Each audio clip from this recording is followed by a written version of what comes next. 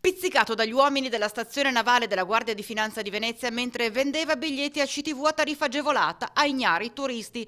Il falso bigliettaio, un bosniaco di 57 anni, è stato denunciato per truffa dopo essere stato colto in flagranza.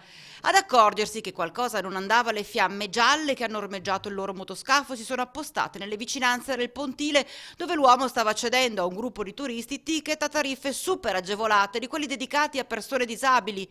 Il bosniaco, residente a Vicenza, con precedenti specifici, è stato fermato. Con sé aveva una settantina di euro, con ogni probabilità provento dell'attività illecita. Per anni su di lei pendeva l'accusa d'essere una pirata della strada. Finalmente il giudice ha fatto chiarezza e ha riabilitato una 31enne di Chirignago, coinvolta in un incidente stradale lungo la A4 nel luglio 2009. La giovane si trovava al volante di una Citroen Berlingo quando un 41enne residente a Milano le aveva tagliato la strada all'improvviso con la sua Kia per poi uscire da uno svincolo. I due veicoli si erano scontrati, ma la 31enne aveva proseguito sino all'uscita successiva.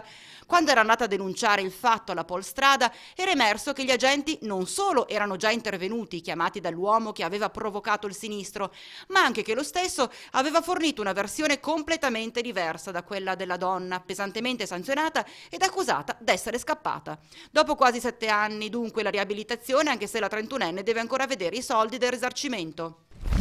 Scoperto in treno a Mestre con documenti sospetti, viene sottoposto a un controllo, ma agli agenti non sfugge il nervosismo del giovane, invitato a seguire gli agenti dalla Polfer per approfondire gli accertamenti sulla sua identità. È emerso che l'individuo, un ivoriano pluripregiudicato, era stato più volte arrestato per reati inerenti agli stupefacenti e quindi scattata la perquisizione, e nello zainetto hanno trovato mezzo chilo di marijuana destinata al mercato friulano, dove il predetto era stato più volte arrestato per spaccio di stupefacenti.